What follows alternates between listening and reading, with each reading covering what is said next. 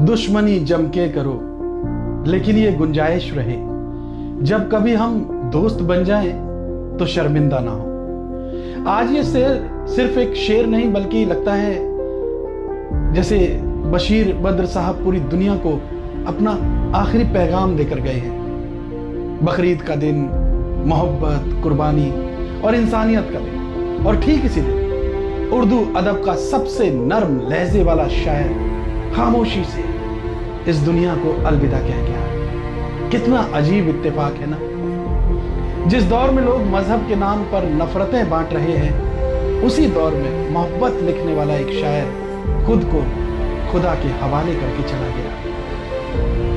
उजाले अपनी यादों के हमारे साथ रहने दो, न जाने किस गली में जिंदगी की शाम हो जाए। और देखिए आज उनकी जिंदगी की शाम तो हो गई, लेकिन उनके अल्फाजों का उजाला शायद कभी खत्म नहीं होगा। 91 साल की उम्र, डिमेंशिया जैसी बीमारी, बरसों से यादों के वीरानों में खोया एक इंसान, लेकिन फिर भी उनकी शायरी लोगों के दिलों में उतनी ही जिंदा रही जितनी पहले दिन थी। 15 फरवरी 1935 फैजाबाद जिला यानी आज की अयोध्या में जन्मे बशीर बद्र धीरे धीरे उर्दू शायरी की वो आवाज बन गए जिसे सिर्फ उर्दू जानने वाले नहीं बल्कि हर भाषा का इंसान महसूस करने लगा था। उन्होंने उर्दू गजल को मुश्किल अल्फाजों से निकालकर आम आदमी की जुबान बना दिया। कोई हाथ भी ना मिलाएगा जो गले मिलोगे तपाक से, ये नए मिजाज का शहर है, जरा फासले से मिला करो। सीधी भाषा लेकिन ऐसा दर्द जो सीधा दिल में उतर जाए। अलीगढ़ मुस्लिम यूनिवर्सिटी से पढ़ाई पूरी करने के बाद बशीर बद्र मेरठ कॉलेज में उर्दू विभाग के अध्यक्ष बने। करीब 17 साल उन्होंने मेरठ में गुजार दिए। वहीं उनका खूबसूरत घर था, वहीं उनकी जिंदगी की सबसे कीमती चीजें थी, किताबें, डायरियां, अनगिनत गजलें और वो यादें जिन्हें उन्होंने बहुत प्यार से संजोया था। लेकिन फिर आया साल 1987। लोग टूट जाते हैं एक घर बनाने में, तुम्हें तरस नहीं आता बस्तियां जलाने में। मेरठ दंगों की आग में सिर्फ उनका घर नहीं जला था, एक शायर की पूरी दुनिया जल गई थी। उनकी जिंदगी भर की कमाई, उनकी डिग्रियां, उनकी लिखी हुई नायाब गजलें, सब कुछ राख हो गया। उस हादसे ने बशीर बद्र को अंदर से तोड़ दिया था। उन्होंने लिखना तक छोड़ दिया था, महफिलों से दूरी बना ली थी और गुमनामी में चले गए। लेकिन शायद टूटे हुए लोग ही सबसे गहरी बातें लिखते हैं।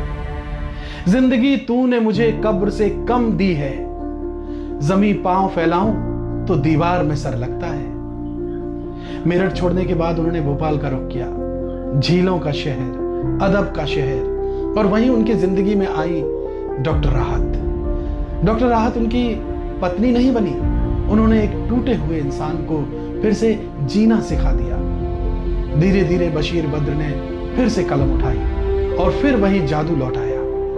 उनकी शायरी इतनी बड़ी हो चुकी थी कि संसद तक गूंजने लगी। साल 2018 लोकसभा में राष्ट्रपति के अभिभाषण पर चर्चा चल रही थी।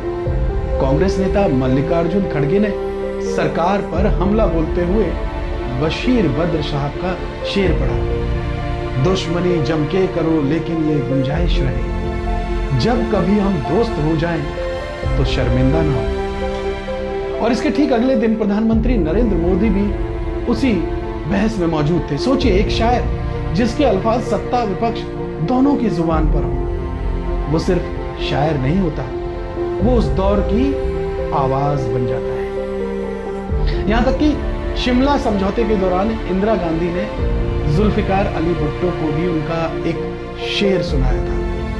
क्योंकि बशीर बद्र सिर्फ मोहब्बत के शायर नहीं थे, वो इंसानियत के शायर थे। दुश्मनों के साथ भी मेरे अच्छे ताल्लुक हैं, मेरी फितरत में नफरत का कोई काम नहीं। लेकिन वक्त धीरे धीरे सब कुछ छीन लेता है। डिमेंशिया ने उनकी यादें धुंधली कर दी, मुशायरे छूट गए, महफिलें खामोश हो गई।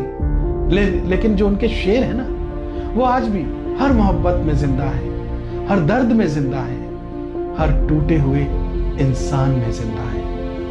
मुसाफिर हैं हम भी, मुसाफिर हो तुम भी, किसी मोड़ पर फिर मुलाकात होगी।